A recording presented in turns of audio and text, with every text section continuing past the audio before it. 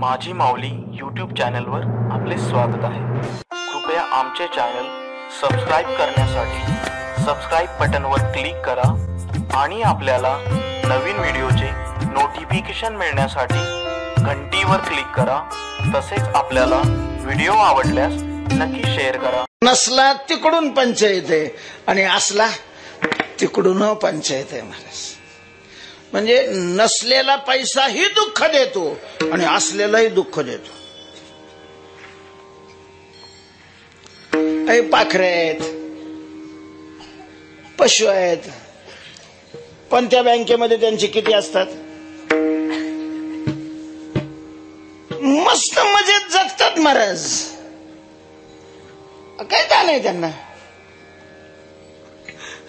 हे नुसतं पळत राहतं, नुसतं पळत राहतं, नुसतं पळत राहतं। भला तुझा होणे पक्षीराज,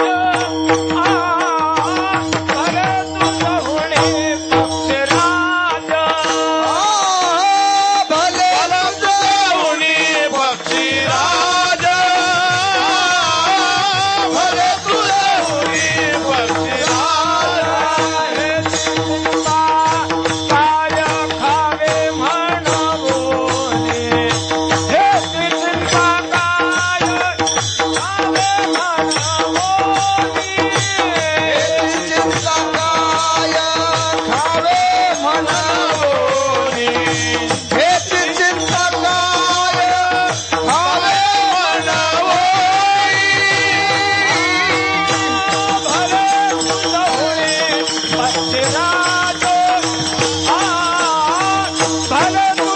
होणे पक्षीराज।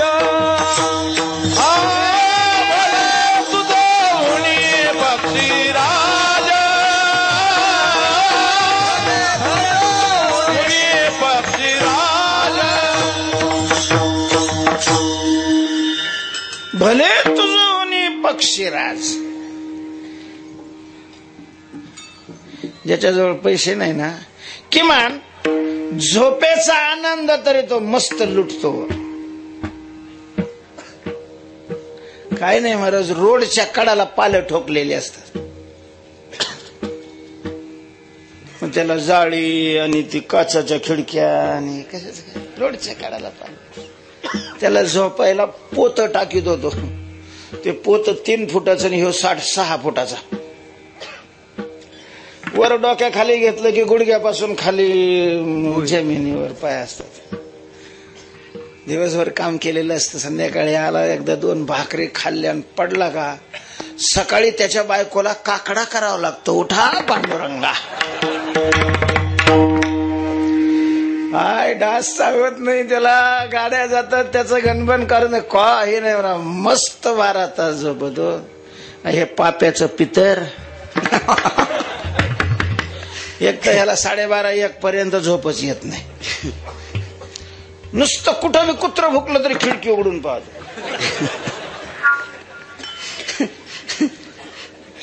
चौकीदार असतो गेटवर, त्याला विचारतो अरे काही गडबड आहे काय? ते म्हणे इकडं काय नाही, मध्ये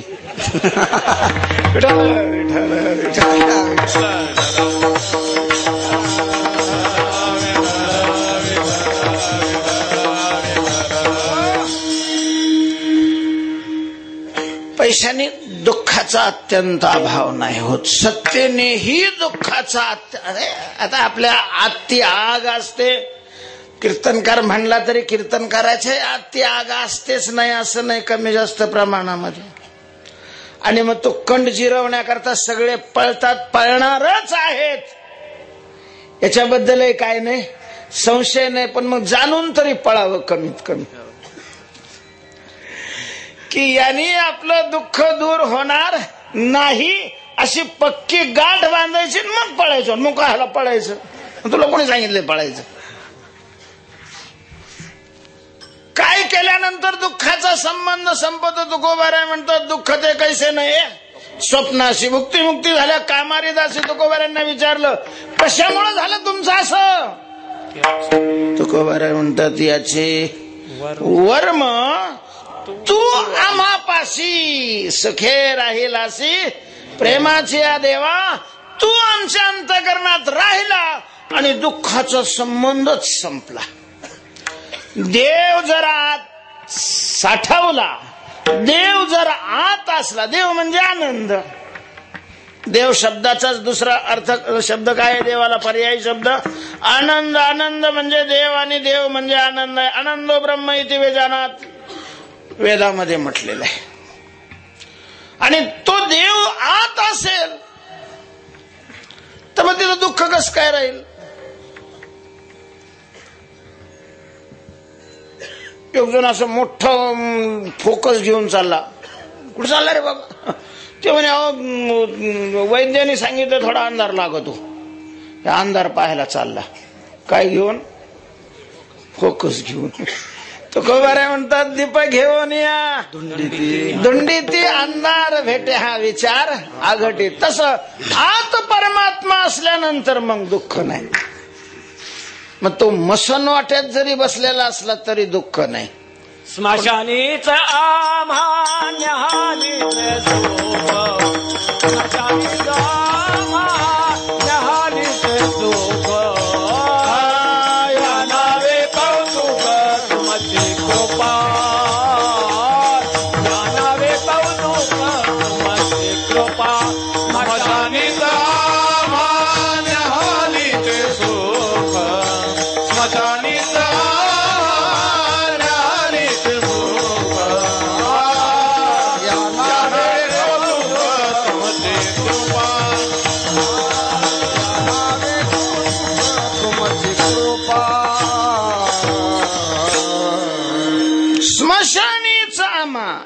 निहाल.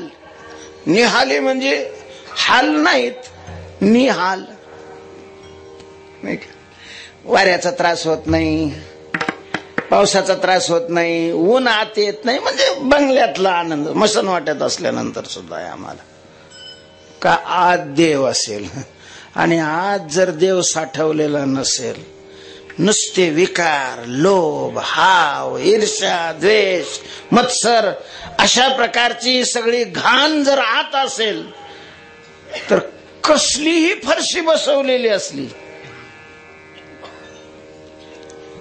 घरं बांधली पाहिजे पक्की म्हणा, त्याच्याबद्दल काही संशय नाही. पण घरं पक्की असली म्हणजे दुःख संपत ह्या भ्रमात मात्र राहू नका. घरं राहण्याकरता लागतात, कारण निवारा ही शरीराची प्राथमिक काय आहे? गरज आहे. आपण उन्हात, पावसात, थंडीत नाही राहू शकत. तर या 3 हालातून आपल्याला मुक्त करण्याचं काम घर करतं. तेवढं होतं म्हणजे दुःख जातं. कारण दुःख आत असतं, घर बाहेर राहतं. दुःख कुठे आहे? आत आहे. दुःखाचा धर्म कानाचा आहे का नाकाचा? म्हणजे नाक जरी फुटलेलं असलं तरी दुःख आत असतं. कान दुखत असला तरी त्याचंही दुःख. सुख दुःख हे चित्ताचे धर्म आहेत, अंतःकरणाचे धर्म आहेत. ते अंतःकरण आत आहे आणि बंगला बाहेर आहे. ते बाहेर चाललं कसं काय? भाऊ नेहमी दृष्टांत सांगायचं. एकाला भूक लागली, फारच भूक लागली, म्हणजे अति भूक लागली. पळतच घरी आला. पाहिलं तो कुलूप.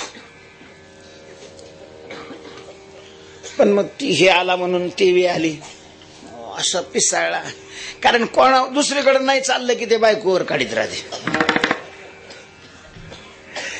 याचं बाहेर काहीच चालत नाही. बाहेर कोणी बी याला लाथाळतं. मग ते आपलं बिचारी, कारण तिनं पहिलाच मूर्खपणा केलेला असतो ना, याला वरलेलं असतं. ते एवढं नालायक असताना सुद्धा त्याच्यामुळं ते सगळं राग. तुला समजत नाही, आमकं नाही, मी काल जेवलेलं नाही, सकाळपासून काही नाही. अहो पण मग सगळं तयार आहे. बसा, वाढते लगेच. काय वाढते? मला इतकी भूक लागलेली आहे की एक घास खाऊन माझं कवा पोट भरायचं. पण ठीक आहे म्हटले, नका एक घास खाऊ, मी एकदम तुम्हाला हे करते. म्हणून तिनं काय केलं, असं उपरनं हांतरलं. 10-12 पोळ्या, 2 किलोचा भात, 3 किलोची भाजी, अशी सगळी त्याच्यावर ते गटुडं उचलून असं पोटाला वरून आवळून बांधलं. आणि मग विचारलं, कसं वाटत आता? कसं वाटत? ती म्हणे, बंगल्यात राहणाऱ्यासारखं वाटत.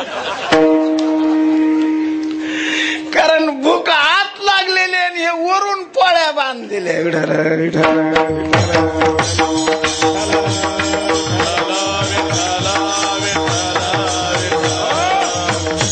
काय असल्यानंतर दुःख राहत नाही. देव आता असल्यानंतर दुःख राहत नाही.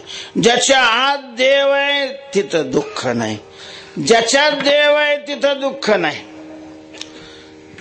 देव आहे तिथं दुःख नाही.